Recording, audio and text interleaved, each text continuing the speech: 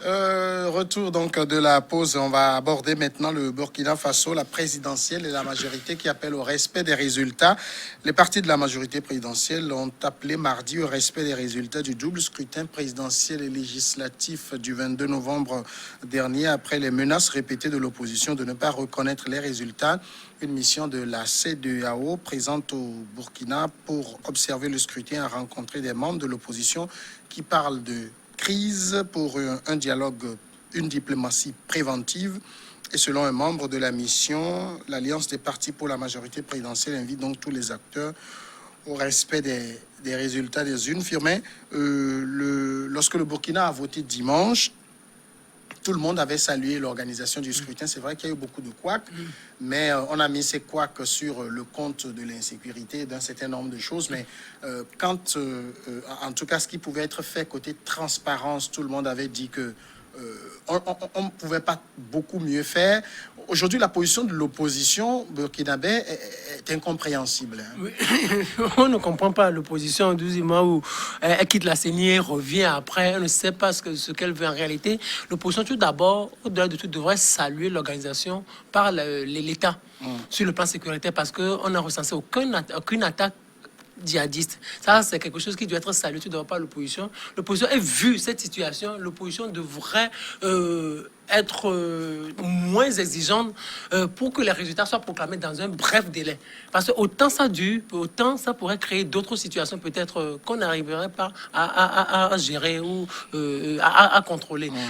Donc, à ce niveau-là, on sait parce que ce que l'opposition veut, qu'elle dise exactement ce qu'elle veut et que, ou si c'est se dire elle a gagné les élections. Pour le moment, l'opposition ne dit même pas qu'elle a gagné les élections. Non. Elle n'a pas gagné. Donc, qu'est-ce qu'elle veut? Qu'elle soit tellement sérieuse dans ses revendications et concourt à ce qu'on proclame dans un bref délai les résultats. Parce que le Burkina traverse une situation tellement difficile sur le plan sécuritaire. Il ne faut pas aider il ne faut pas dérouler un tapis rouge aux attaques terroristes parce qu'on n'en a pas recensé ces derniers temps-là. Quand le pouvoir, de son côté, appelle au respect des résultats, bon, j'allais dire ça, c'est la rhétorique de tous les pouvoirs. De tous les partis au pouvoir. Ouais, on est un peu sûr de gagner, donc on appelle tous les autres au respect des résultats. Déjà, on peut avoir cette impression, mais vous savez, c'est le pays des hommes intègres depuis 87. Vous savez, depuis l'assassinat de Thomas Sankara, il n'y a pas eu d'élection. Autre qu'en 2015, en 2015 avec la montée au pouvoir de Roch Kaboré. Bon, donc, le Burkina est c'est la deuxième phase électorale depuis 87. Bon, donc, ça fait que... Blaise a eu organisé des élections quand même. Non, c'est la parenthèse de Blaise. Bon, tu comprends tu as compris ce que je dis. Donc, c'est depuis 2015 qu'on a pu organiser les élections libres, démocratiques, où quand même on a vu que les résultats, malgré quelques contestations, les résultats ont été acceptés par tous les candidats. Bon, donc, ce qui ne fut pas le cas au temps de Blaise Compaoré. Donc, moi, je retiens mon souffle parce que j'attends quand même que malgré tout avec tout ce que nous avons vécu depuis le Togo, la Guinée et la Côte d'Ivoire, ces pays francophones-là. Pourquoi vous mettez le Togo dedans? Non, je dis en 2000, c'est-à-dire en 2020, quoi, ce que nous avons reçu. Non, pourquoi vous mettez le Togo? Non, c'est parce qu'il y a contestation. On attend toujours. Aux États-Unis aussi, on conteste. Oui, non, parce que citez les États-Unis aussi. Non, je veux pas d'Afrique. Non, je veux pas d'Afrique. Togo, Guinée, Côte d'Ivoire. Donc, c'est des pays francophones. Je fais allusion à ces pays francophones. On attend quand même que le Burkina nous donne quelque chose de nouveau. Et mieux encore, le Niger et puis la Centrafrique qui vont connaître encore des élections. Bon, donc, seulement, il faut reconnaître que Fimet disait tout à l'heure que les élections sont bien déroulées. Nous sommes tous d'accord que les élections sont bien déroulées. Mais à certains niveaux, dans certains milieux, il n'y a pas eu d'élection. Il y a où les gens étaient sous les menaces. On dit il ne faut pas aller voter. Même ils s'attendaient à ça. Bon, donc, je crois quand même que... Mais il faut saluer que, globalement, il n'y a pas eu d'attaque pendant ces périodes électorales. Et ce qu'il faut dire, c'est que la CENI a 7 jours, c'est ça, non? Oui, 7 jours, mieux demander une prorogation de 2 jours au niveau de la Cour constitutionnelle. Donc aujourd'hui, nous retenons tous notre souffle et nous voulons quand même que pendant ces élections, il n'y a pas eu de mort, il n'y a pas eu grand-chose. Donc, ce qui veut dire que c'est au niveau de la publication des résultats. Bon, donc, l'appel du parti au pouvoir à respecter les résultats des urnes, ça pouvait présager que le président Kaboré est en train de gagner au premier tour. Mais quand même, selon certains résultats que nous avons vus, et vraiment, les résultats, c'est commune par commune. Hein. Ils ont 366 communes. Actuellement, ils sont à une centaine de communes. Donc, ce qui veut dire qu'il reste encore beaucoup de choses à faire. Est-ce que le délai réglementaire constitutionnel va être suffisant pour pouvoir proclamer les résultats? Personne ne saurait le dire. Mais tout ce qu'on peut demander au Burkinabé, c'est qu'il y a que cette intégrité-là puisse les habiter et que, au niveau des résultats, que réellement le vrai vainqueur soit publié par la CENI et que les autres acceptent les résultats des urnes. Mais s'il faut aller au deuxième tour, aussi, ce serait quand même une prouesse en démocratie. Parce que quand il y a deuxième tour et que les deux meilleurs candidats se retrouvent au finish, ça aussi, le combat est encore plus ardu, la démocratie est encore ouverte. Le retour à la CENI des 5 membres de l'opposition qui avaient un peu quitté les travaux hier, ça montre quand même que peut-être l'opposition est en train de revenir à de meilleurs sentiments. Oui, peut-être l'opposition n'a pas d'éléments pour justifier les erreurs qu'elle reprochera au gouvernement. Donc, c'est pour cela qu'elle revient à la CENI. Parce qu'elle a quitté la CENI, pourquoi? Pour quelle raison et pour quel intérêt? Elle se dit, bon, peut-être tous ces argumentaires sont dénués peut-être de sens, n'ont pas de sens, donc il faudrait revenir à la CENI et continuer. Et puis ils sont en train de faire quelque chose que moi peut-être je n'apprécie pas, résultat proclamation commune par commune. Ils ont appris ça où? Dans les États-Unis. C'est une bonne chose. Là-bas, c'est un État fédéral. C'est une bonne chose, commune par commune. Peut-être pour éviter qu'à la fin, l'opposition ne demande que les résultats, ça pour quand même bureau de vote. Je ne veux pas citer ce pays-là. Tu n'en es pas un citoyen. Non, mais écoutez, sur ce point, ils exagèrent. Moi, je voudrais qu'ils aillent un peu plus vite. Et là, oui, qu'ils aillent un peu plus vite. Et que peut-être, aujourd'hui, nous sommes déjà mercredi, non? Mercredi, au moins, au plus grand tard, vendredi, pour quand même les résultats. Et puis, on passe à autre chose, quoi. Mais ce qui est sûr, Roch Kaboré, il va remplir, il va gagner. Il va gagner, même si l'opposition n'est pas d'accord. Un deuxième tour pour moi.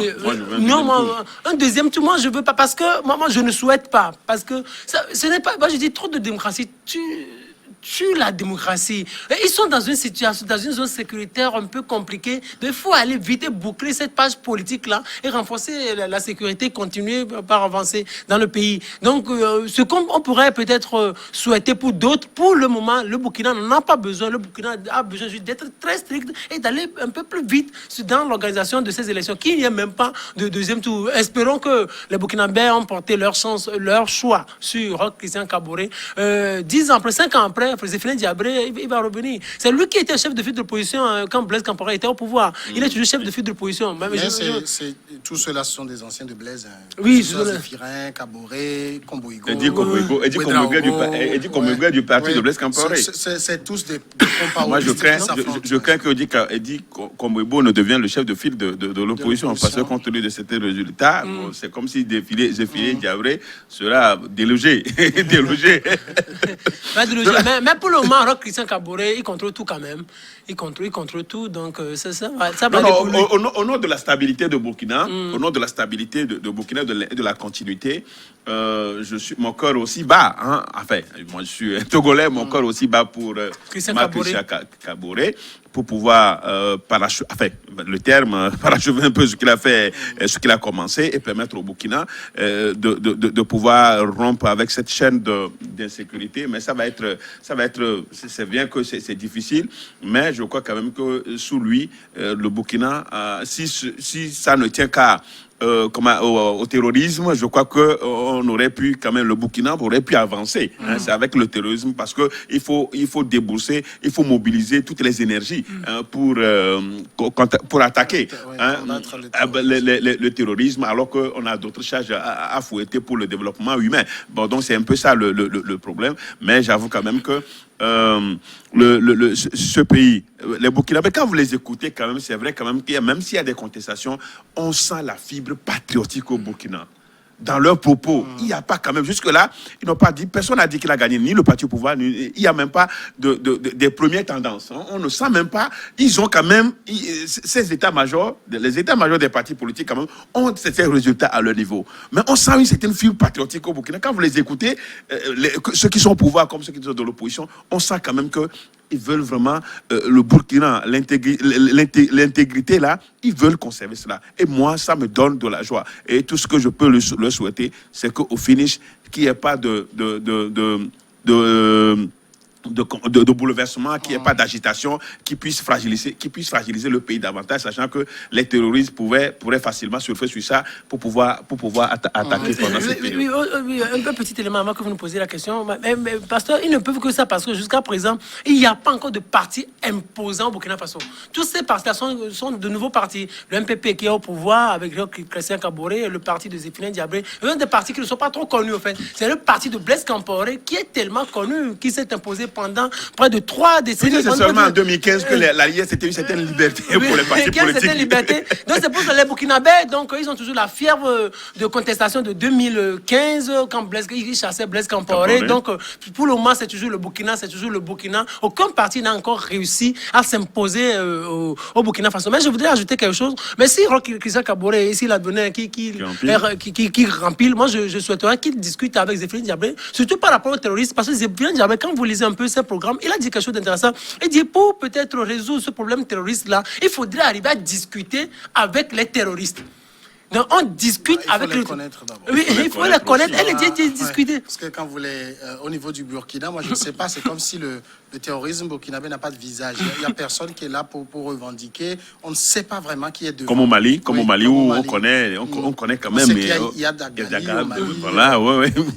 Au Burkina, on sait que c'est le même. On sait que c'est le même.